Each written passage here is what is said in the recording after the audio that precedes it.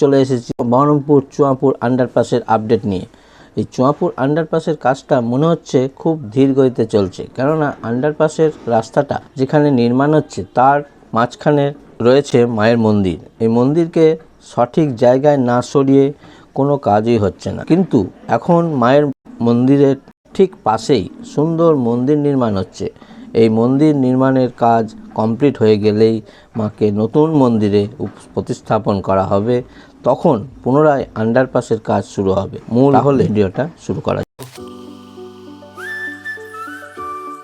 মায়ের মন্দির রেল লাইনের নিচ দিয়ে যে আন্ডারপাসটা যাবে তার ঢালাই এই মন্দিরের ঠিক আগে পর্যন্ত হয়েছে, আবার যেখান থেকে আন্ডারপাসটা স্টার্ট হচ্ছে সেই কাজও এই মন্দিরের ঠিক আগে পর্যন্ত হয়ে গেছে। এবার নতুন যে মন্দির নির্মাণ হচ্ছে সেই মন্দির নির্মাণও প্রায় শেষের দিকে।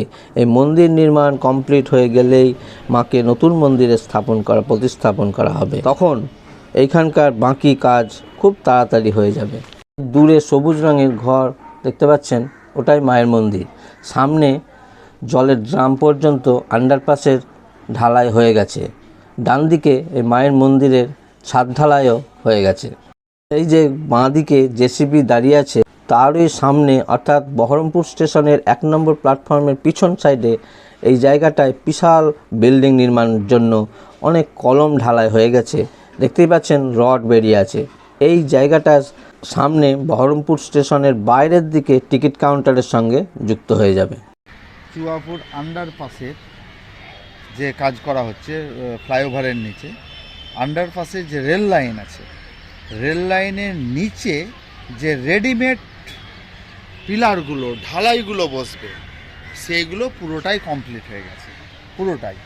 কিন্তু আন্ডারপাসের কাজ থমকে আছে। মেনলি যেটা থমকে আছে সেইটা যে আপনার মেডিকেল কলেজের সাইডে, অর্থাৎ ফ্লাইওভারের রেল লাইনের নিচে মেডিকেল কলেজের সাইডে আন্ডারপাস এবং চুয়াপুরের দিকে যে আন্ডারপাস, তার মেনলি কাজটা শুরু হয়েছে মেডিকেল কলেজের দিকে। সেটা আন্ডারপাসটা কাজটা থমকে আছে, পুরোটা এতদিন কমপ্লিট হয়ে যেত। মেন কারণ হচ্ছে মন্দিরটা যেখানে হবে সেটা মন্দির। এখন মন্দিরটা সরিয়ে নতুন একটা জায়গায় স্থানান্তরিত করা হবে। সে মন্দিরটা এখন তৈরি হচ্ছে।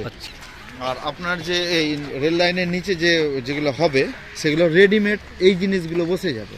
এগুলো কিন্তু পুরোটাই তৈরি হয়ে গেছে বোথ সাইডের। এখন এতগুলো তৈরি হয়েছে কারণ সেখানে তো এতগুলো লাগবে না। আমার মনে হয় যেটা করবে ওরা পুরোটাই সেটগুলোই বসাবে, ওখানে আর ঢালাই করবে না। মনে হচ্ছে খুঁড়ে কি করে বলুন তো, দু সাইডেই বাকিগুলো এগুলো বসিয়ে দেবে। মনে এতগুলো তো দরকার পড়বে না। রেল লাইনের নিচে কটা 10টা 8টা 10টা হলেই হয়ে যেত। কিন্তু দেখুন এখানে 4টা 5 6 7 8 9 10 11 12 13 14 15 16 17 18 19 20 21 22 23 24 ঢালাইয়ের গেটের মতো প্রায় 24 থেকে 30টা অলরেডি তৈরি করা হয়েছে। তো যদি লম্বা হয় তাহলে আপনি এই পরপর যদি থাকে কতটা ডিস্টেন্স যাচ্ছে, অনেকটা ডিস্টেন্স চলে যাচ্ছে। তার মানে হচ্ছে কি, তার মানে পুরোটাই সময় খুব একটা লাগবে না। পুরোটাই এই অর্থাৎ রেল লাইনে আপনি যদি বেলডাঙ্গার দিকে মুখ করে দেখান যে বাঁ সাইডে বাঁ দিকেরটা যেটা চুয়াপুরের দিকে যেতে যাচ্ছে, সেই রেল লাইন সেই আন্ডারপাসটা রেডিমেড বসে যাবে।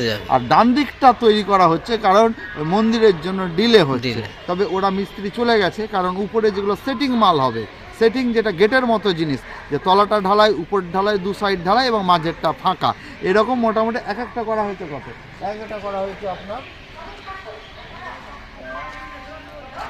5 ফুট করে, একটা 5 ফুট করে গেট ধরা যায়। ধরুন কোনো জায়গায় একটা গেট করলো, সেরকম 5 ফুটের চওড়া একটা গেট।